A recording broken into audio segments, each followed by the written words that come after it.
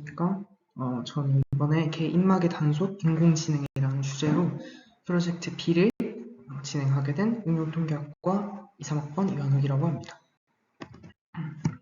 먼저 목차는 배경, 그리고 모델링, 요약, 개선 방안, 활용 방안 순으로 발표를 진행해 보도록 하겠습니다.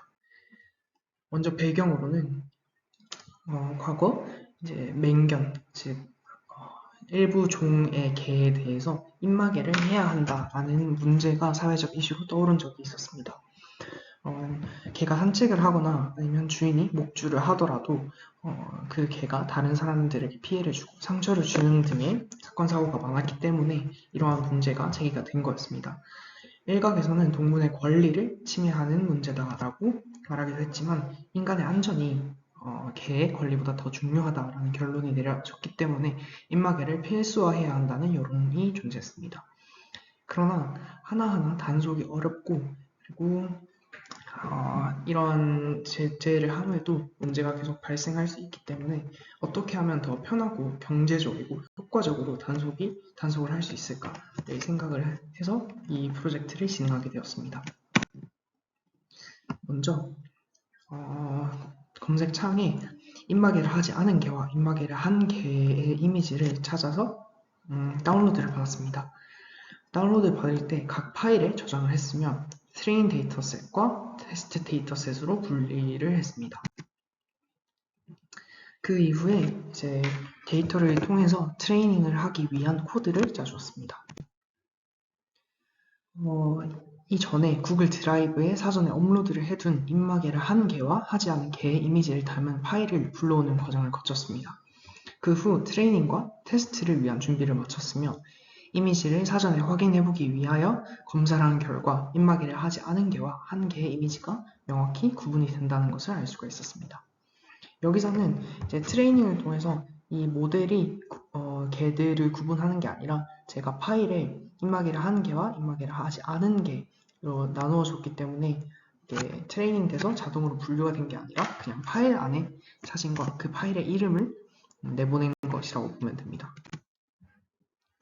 이후 사용할 모델을 선택을 해야 됐었는데 제가 교수님이 제안한 여러 모델을 성능을 평가를 해본 결과 레즈넷 18이 가장 좋은 성능을 보인다는 것을 알게 됐습니다.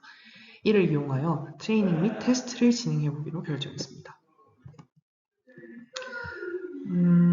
이게 이제 테스트와 트레이닝 코드고 얘를 통해서 이제 트레이닝과 테스트를 마친 후 모델의 정확도를 평가를 해보았습니다.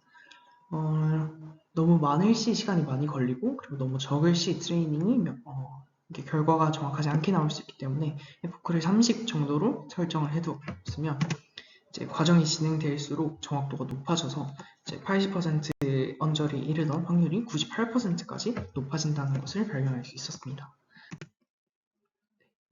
모든 과정을 진행한 후 모델이 좋은 성능을 보이는지 확인을 해보았는데 이제 그림을 보면 알 수 있듯이 입마개를 하지 않은 개 사진에는 그냥 dog라고 뜨고 한 개에는 dog with mask라는 것을 볼 수 있습니다.